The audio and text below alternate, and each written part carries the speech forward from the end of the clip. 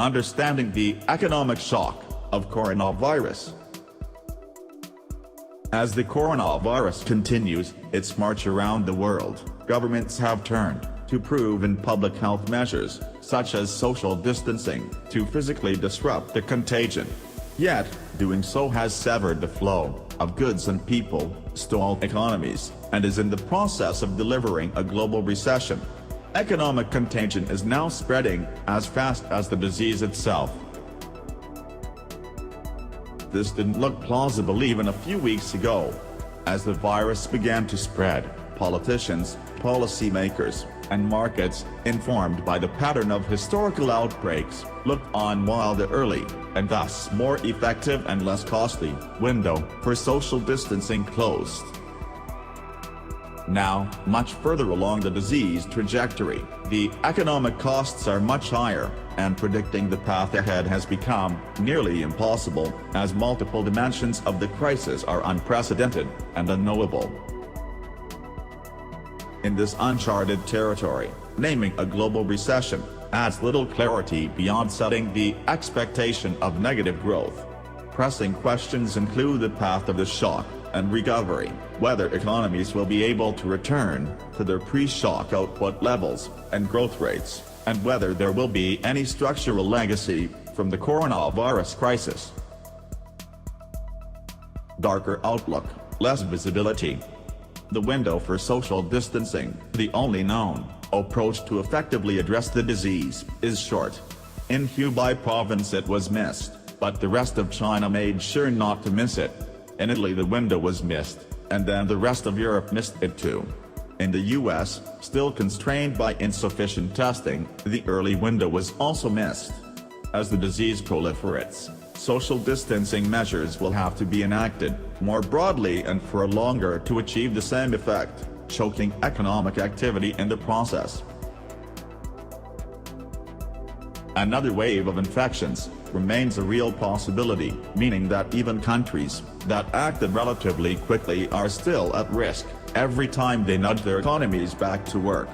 Indeed, we have seen some resurgence of the virus in Singapore and Hong Kong. In that sense, only history will tell if the early and aggressive responses paid off.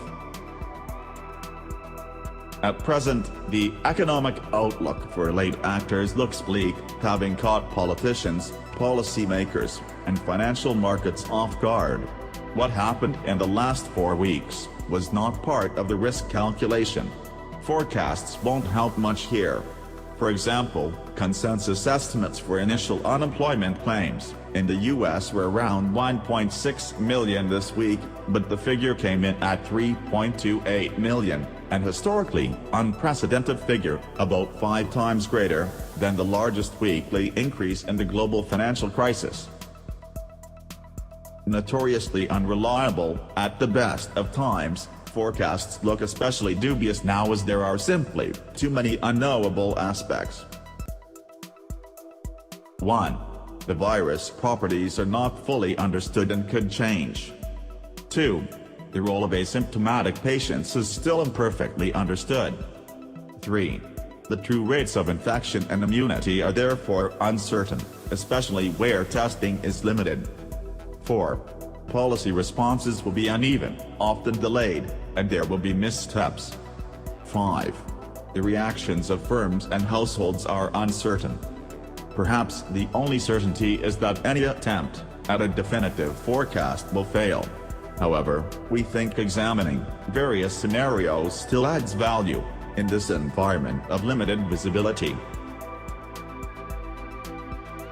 Examining the shape of the shock. The concept of the recession is binary and blunt. All it says is that expectations have flipped from positive to negative growth, at least for 2 consecutive quarters.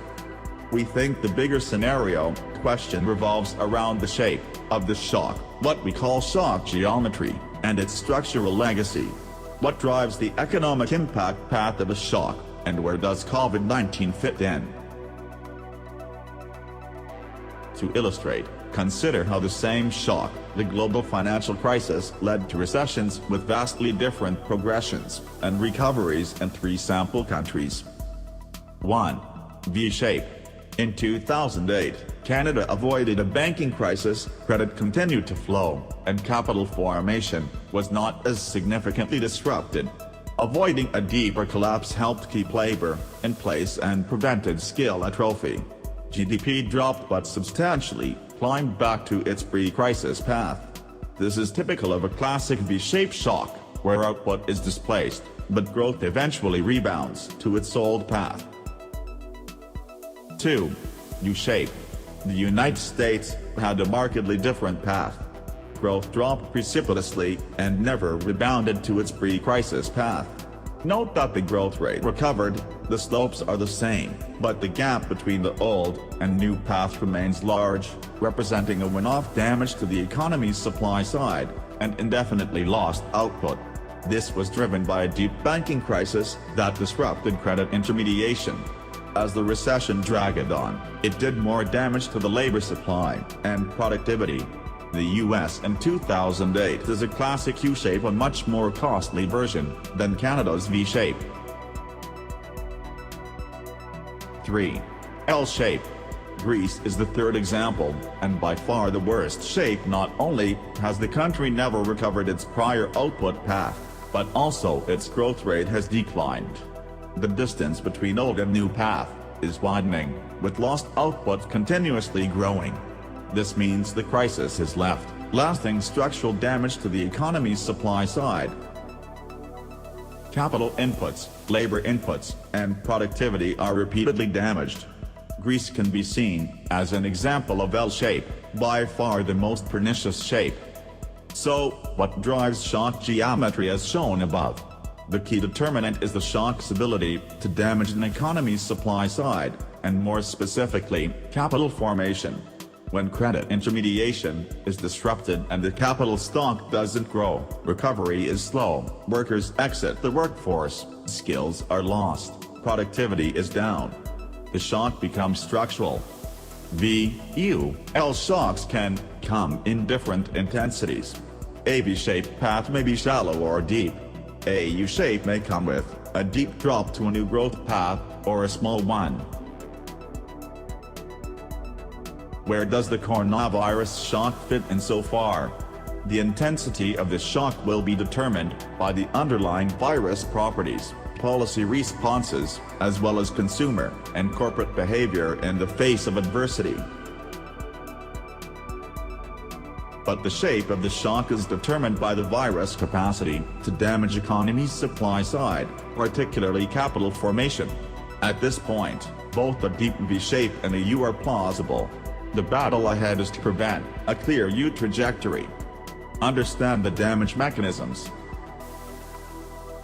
Keeping the geometries above in mind, this leads to two questions about the COVID-19 shock.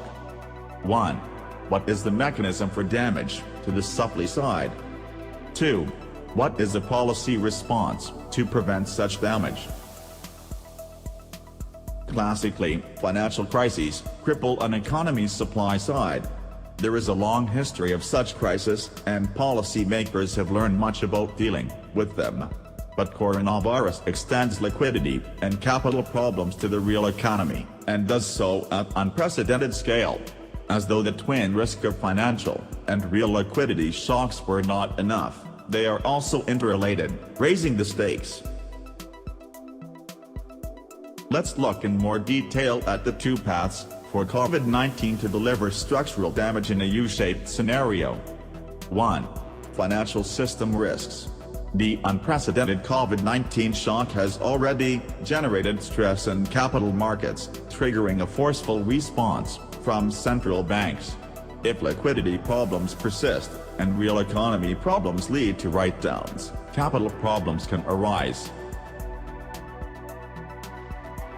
While from a policy perspective, we may know the solutions, bailouts and recapitalization of banks are politically controversial.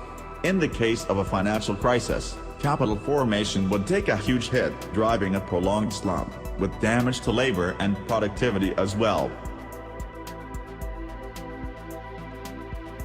2. Extended real economy freeze. The truly unprecedented possibility. Months of social distancing could disrupt capital formation and ultimately labor participation and productivity growth. Unlike financial crises, an extended freeze of this magnitude damaging the supply side would be new territory for policymakers.